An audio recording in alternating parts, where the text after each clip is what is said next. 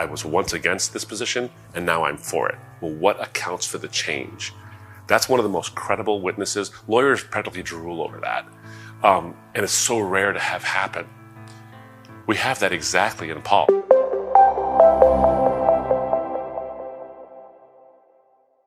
Okay, so maybe they didn't hallucinate. Maybe they just all lied. After all, they were the ones trying to start this movement.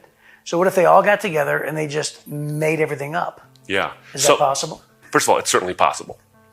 And that doesn't mean it's probable. So is it possible that the disciples could have lied? Lied for what? What do people lie for? They typically lie for self-interest. They lie for money, sex, or power. Did the disciples get any of money, sex, or power? And so it's unlikely that given the number of people who saw Jesus alive, were willing to die or did in fact die, and not a single one said, whoa, whoa, put down the knife. We were just kidding. It's all a scam to make money, to get power, and to get women, or whatever it might be. Because they got none of those things, they got the opposite of those things, and none of them recanted. So the possibility of them lying is extremely unlikely, which is why people refer to the hallucination hypothesis, because they believe in the sincerity of these disciples. They don't believe that they were liars, they believe that they were sincere.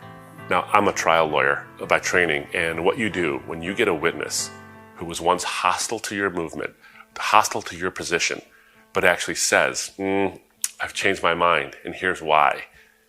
And you're a lawyer, you put that guy on the stand and you let him sing his song for as long as he's willing to. And you ask him questions and he'll tell you, I was once against this position and now I'm for it. Well, what accounts for the change? That's one of the most credible witnesses. Lawyers practically drool over that. And it's so rare to have happen. We have that exactly in Paul. So if you wanted a person who was against the Christian movement, who has no reason to change his mind other than he saw the risen Christ, that'd be a great witness, wouldn't it? Well, that guy wrote 2/3 of the New Testament.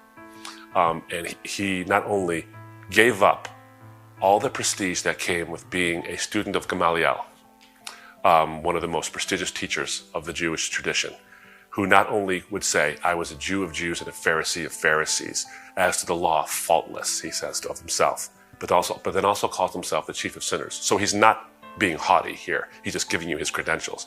He lost everything. I often wonder, and this is something I wonder about, I wonder what Paul's family thought. He never mentions it. What did Paul's family think of him following this movement, the Christian message, the Christian movement, considering that he was once the champion who persecuted Christians and then suddenly changed his mind?